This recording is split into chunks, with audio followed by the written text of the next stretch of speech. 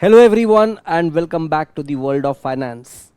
Now we were talking about CFA Level 2 derivative subject, the second chapter, Valuation of Contingent Claims, within which in the previous class we have started discussing Black-Scholes-Merton model, that is BSM model, and in the previous class we have learnt the approach of transition from the traditional binomial model to BSM model. So we have learned the BSM model equation over there. Let me remind you, I have mentioned that the calculations of D1, D2 and how to determine n of D1 and n of D2 is generally not tested at level 2 exam, but we will not leave it untouched. We will definitely cover it up in questions ahead. But what I want you to right now follow is the application of this BSM when we are dealing with the data given in the question and how to apply that to solve questions. We should master this application part very well. So let's begin with solving questions over here, and let me expand the screen size for you. And here comes the first question. Now this question reads as: a European call option on a stock is being evaluated using the Black-Scholes-Merton framework. You are given the following information. Current stock price S0 is given as $100. Present value of exercise price. Now understand, this is not exercise price. They have already given PV of X, that is, this is the present value of exercise price. They have reported to you N of D1 and N of D2 required. Determine the number of shares to be purchased in the replicating portfolio. Determine the amount of borrowing required in terms of bonds. Calculate the value of call option. Provide an economic interpretation of the strategy. Now basically you have to answer each of these one by one. Number of shares to be purchased in the replicating portfolio. How do we determine this? Number of shares to be purchased, it is always delta. Delta in case of binomial model has become N of D1 in BSM application. So N of D1 is already given to you as 0.60. That means you are going to make a purchase of 0.60 shares. So 0.6 share is what you will be buying in the replicating portfolio. That is the answer for the first part. Determine the amount of borrowing required in terms of bonds. So the bond term, that is V0 in the binomial model, will be present value of exercise price into N of D2. So present value of exercise price is already given to you as $95. To that you multiply 0.5, that will become the bond term. Third thing, calculate the value of call option. So we will apply the BSM equation and compute the value of call. And what I am going to do is the economic interpretation of the strategy, means your portfolio that you are constructing, which is a hedged portfolio. What is the strategy behind that?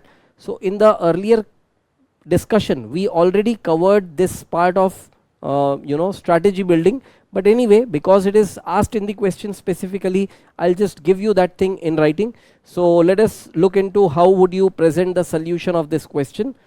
So when you begin with the solution, we say we are trying to replicate the call option using combination of stock and borrowing. A call option can be constructed as buy some shares, and that some shares is basically delta shares. So delta is N of D1 in this case. So N of D1 is the quantity of the shares that you will be buying. And borrow some money. Borrow some money, as we discussed, it is going to be the PV of exercise price into N of D2. Now what we are given, N of D1 is 0.60 and interpretation of that is buy 0.60 shares. Explanation: for every $1 increase in the stock price, the option value increases by $0.60. So instead of holding the option, we can hold 0.60 share to mimic this behavior. So this is the kind of economic interpretation we are giving behind why we are buying 0.60 shares. So you can take note of this and then I take you ahead. Alright, now moving ahead, and we say that we are given n of d2 as 0.50. Now what is the interpretation of this? Borrow an amount equal to 0.50 of the present value of strike. Why present value? Because strike prices paid in future, we convert it into today's value. We are not borrowing the full strike, we are borrowing only the expected portion of it, and that expected portion is n of d2. So borrowing will be 0.50, that is n of d2, into the PV of exercise price that was given as 95. So borrowing is 47.5. So call value is stock value minus borrowing. So stock value was $60 minus borrowing is 47.5. So call value will be 12.5. If you apply the BSM equation, C0 equals to S0 into n of d1 minus PV of exercise price into n of d2. When you do that calculation, obviously you get nothing but the same value, that is 12.5. So that is the solution over here. Alright, once you have completed this solution, now the real test is, when I give you questions, are you able to apply your knowledge to solve those questions? So your independent understanding and clear application will only come by good practice. So what I am going to do, if any question ahead has repetitively same concept tested, I am not going to solve that question for you obviously. I will give you only a minute's time, just 1 minute, and you have to crack that question. I will confirm the answer within a minute. So this is something that you will have to religiously follow. So let's begin with those practice questions now. The next question, question number 2. As I said, I give you just 1 minute time to attempt this before I show the solution.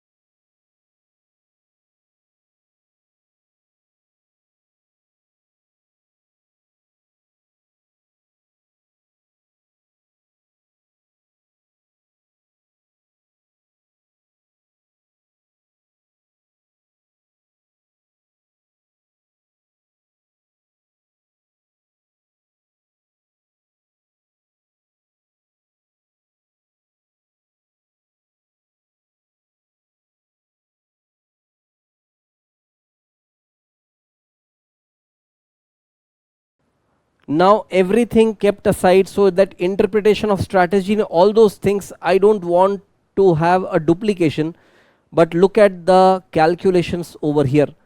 C0 will be S0 into n of d1 minus PV of exercise price into n of d2. When you substitute the values, your answer comes to 23.50. That's it. So if your answer is correct, fantastic. If your answer is incorrect, look into where you went wrong and correct yourself. And now I take you to the next question. Now if you carefully observe this particular question, what is something different in this question that was not there in the previous one? Compared to the previous question, you will be finding the n of d1 and n of d2 values are very small over here. What is going to be the impact of that when n of d1 and n of d2 both are small? The logical impact is going to be straight. If n of d1 and n of d2 both are less, n of d1 being less, the amount that you invest in the share will reduce. If n of d2 is less, the proportionate amount that you borrow is also going to get reduced. That means your borrowing at risk free rate as well as the investment in share, both these proportionate values will reduce if n of d1 and n of d2 are less. So keep in mind one thing, n of d1 and n of d2 being greater, you will find that you will have bigger value of share invested as well as borrowings, and if n of d1 and n of d2 both are less, you will be finding that you are having lesser proportion of investment in shares and the corresponding borrowings. So some students sometimes ask me, sir, what if n of d1 is big and n of d2 is small, or n of d2 is big and n of d1 is small? That situation won't happen. Either both will be big or both will be small. Do you know why? The calculation of n of d1 and n of d2 both are dependent on the calculation of d1 and d2. That d1 and d2 ensures that d1 value is always going to be bigger than d2 value. d2 value will always be smaller than the d1 value. It is because d2 is derived from d1 by subtracting a particular value.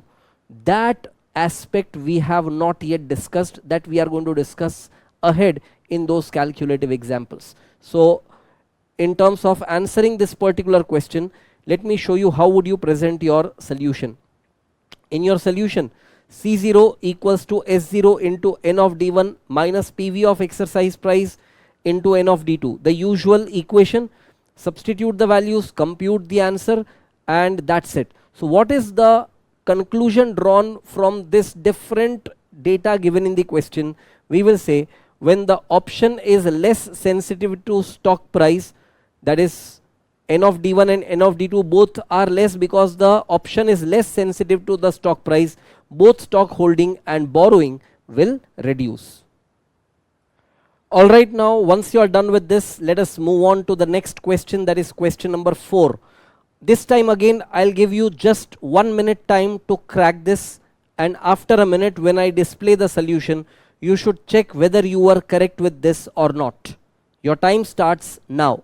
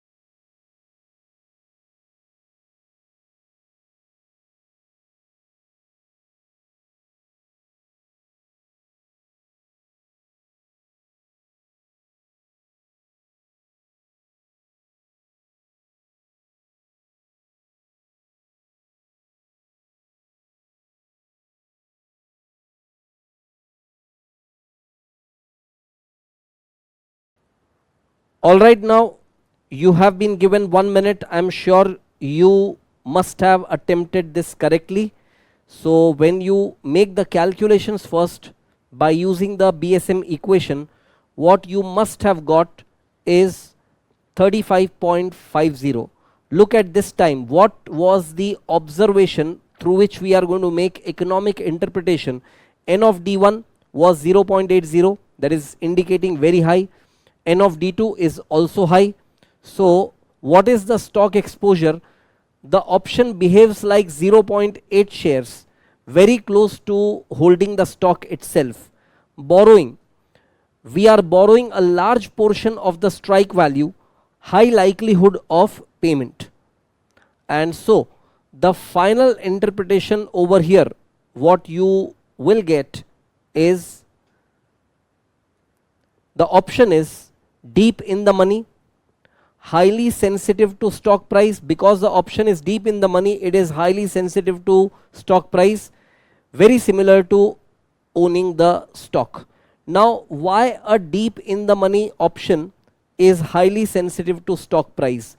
Let us try to understand, and here what is really needed is true understanding of delta. So let's say delta over here is 0.8. What does that mean? Say $1 of change in the stock price will cause $0.8 of change in the option value. That means option is literally behaving like the stock itself. So a little change in the stock price will have a 0.8 impact of that. So 0.8 into the price change in the stock will give you the change in the option value. That is why the delta is change in option value divided by change in stock price. So please understand one thing, when you are having high delta values, that is n of d1 and n of d2 both high, the stock and option, they have too much of similarity in terms of their volatility, in terms of their changes in values. So of course it is not exact replica, but it is becoming very close.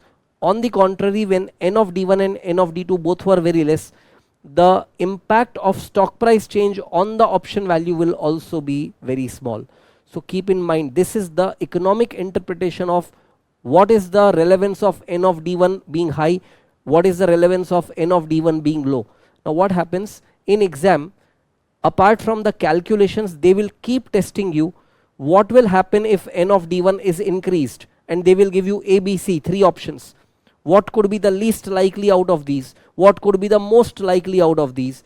These kind of questions you will be able to answer only when you are very, very clear with the concepts. Now let me also give you that point of conclusion, the theoretical conclusion in writing, so that once you note it down, you are always clear with the interpretation part. And let me expand the screen size for you. So look at this conclusion part. When ND1 is high, the option behaves almost like the stock itself. As the option goes deeper in the money, it starts behaving less like an option and more like the underlying stock. So high N of D1 is strong stock like behavior, high N of D2 is high likelihood of exercise, high value means the option is very valuable. Alright friends, once you have completed this, take a minute and attempt this question. I'll give you just 1 minute and your time starts now.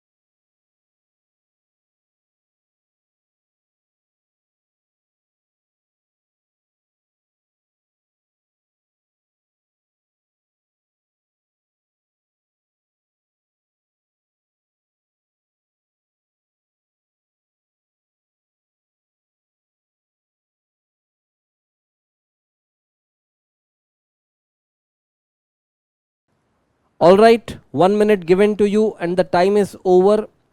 Before I just show you the solution, let me guide you what exactly you should have done over here. In this question it is mentioned a European call option on a stock is being evaluated using the BSM framework. You are given the following information. Current stock price S0 is given as $100 and value of call option is given as $18. N of D1 is given as 0.65.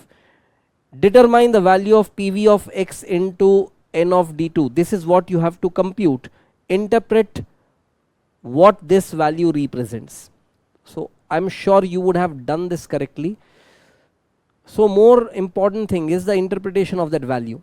So first of all, what we do in case of the BSM equation, we determine C0, that is the value of call option at present.